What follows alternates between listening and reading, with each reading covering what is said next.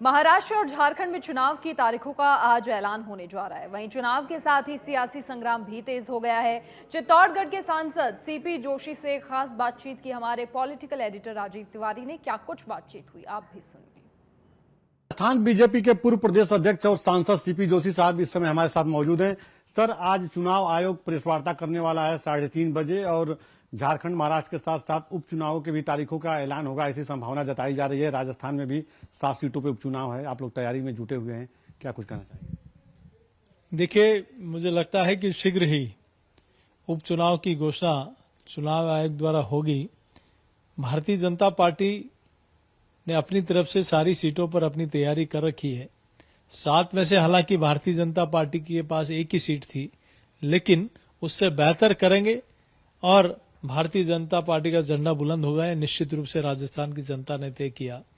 क्योंकि पिछले 9 महीनों में चाहे राज्य की सरकार हो माननीय भजनलाल जी के नेतृत्व में काम कर रही हो, चाहे केंद्र की सरकार नरेंद्र मोदी जी के नेतृत्व में काम कर रही हो, राजस्थान की जनता ने भारतीय जनता पार्टी पे अपनी मोहर लगाई और भाजपा की सरकार राजस्थान में बनाई।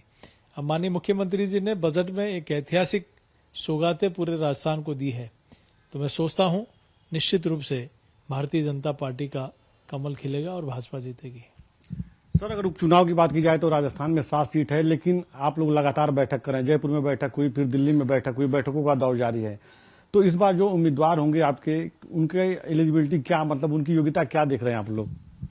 देखिए, भारतीय जनता पार्टी कई बिंदुओं पर विचार विमर्श करती है।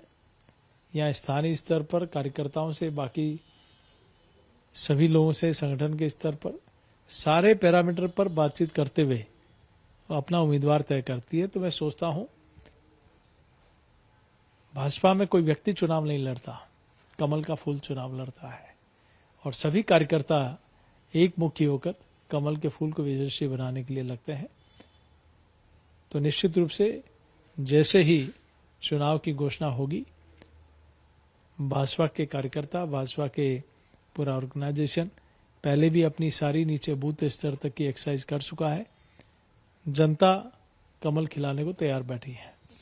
सर, प्रदेश में भारतीय जनता पार्टी की सरकार बने 9 महीने हो गए। भजनलाल जी लगातार तमाम योजनाएं सामने भी लेकर के आए हैं, चाहे किसान सम्मान निधि बढ़ाने की बात हो या युवाओं को रोजगार देने की बात हो।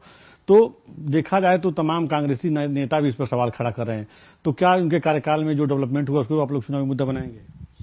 निश्चित रूप से 9 महीनों में कांग्रेस जो अभी तक कोई काम नहीं कर पाई, सिर्फ और नारे और वादे देती रही, लेकिन भजनलाल जी की सरकार ने, भाजपा की सरकार ने जो कहा वो करके दिखाया।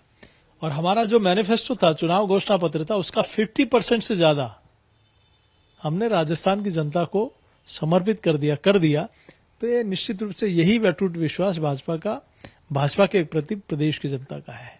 सर, एक आखिरी सवाल है, क्या भारतीय जनता पार्टी चुनाव में जाने के लिए पूरी तरह से तैयार है, उपचुनाव में जाने के लिए? निश्चित रूप से भाजपा ने अपनी पूरी तैयारी कर रखी है। बहुत बहुत धन्यवाद सर आपको। कैमरा पर्सन योगेंद्र के साथ राजीव तिवारी, सच में धड़क, दिल्ली।